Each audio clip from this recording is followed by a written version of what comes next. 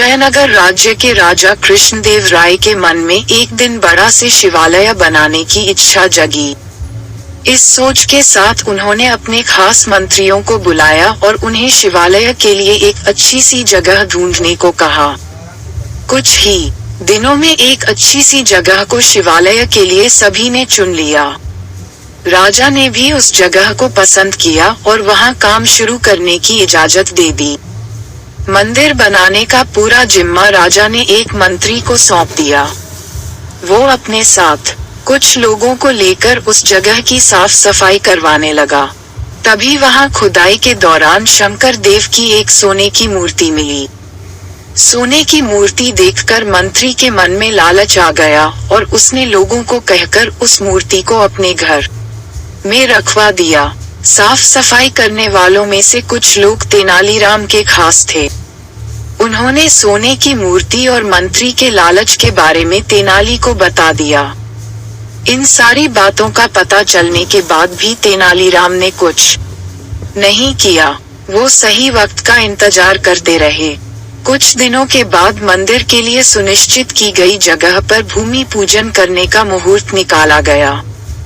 सब कुछ अच्छे से होने के बाद राजा दरबार में अपने मंत्रियों के साथ मंदिर के लिए मूर्ति बनवाने की बातचीत करने लगे।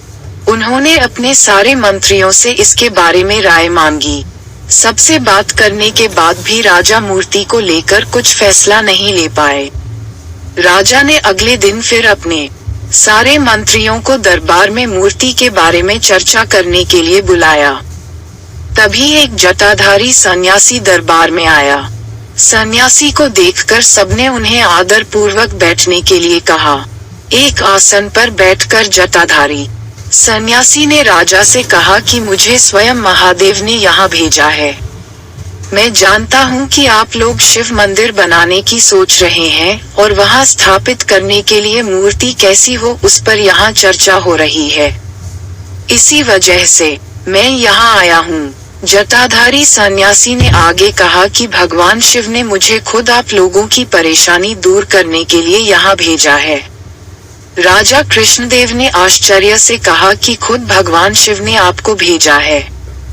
जटाधारी सन्यासी ने जवाब देते हुए कहा, हाँ, स्वयं महाकाल ने मुझे भेजा है। उन्होंने कहा कि शिव शंभू ने अपनी एक सोने की मूर्ति आपके लिए भेजी है। जटाधारी सन्यासी ने अपनी उंगली एक मंत्री की तरफ दिखाते हुए कहा कि उस मूर्ति को भगवान ने इस मंत्री के घर में रखा है। इतना कहकर सन्यासी वहां से चले गए। सन्यासी की बात सुनकर वो मंत्री डर के मारे कांप रहा था। उसके मन में हुआ कि इस जटाधारी को आखिर मूर्ति के बारे में कैसे पता चला होगा।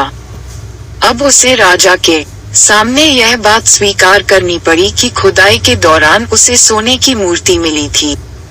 ये सब देखकर महाराज ने दरबार में नजर दौड़ाई और तेनालीराम को ढूंढा, लेकिन वो कहीं नजर नहीं आए। तभी कुछ देर बाद तेनालीराम दरबार में आ गए। उन्हें देखते ही सब जोर जोर से हंसने लगे। तभी एक व्यक्ति ने कहा कि अच्छा, तो यही थे वो जटाधारी सन्यासी। आपने अपनी जटाएं और कपड़े तो उतार दिए, लेकिन माला उतारने भूल गए।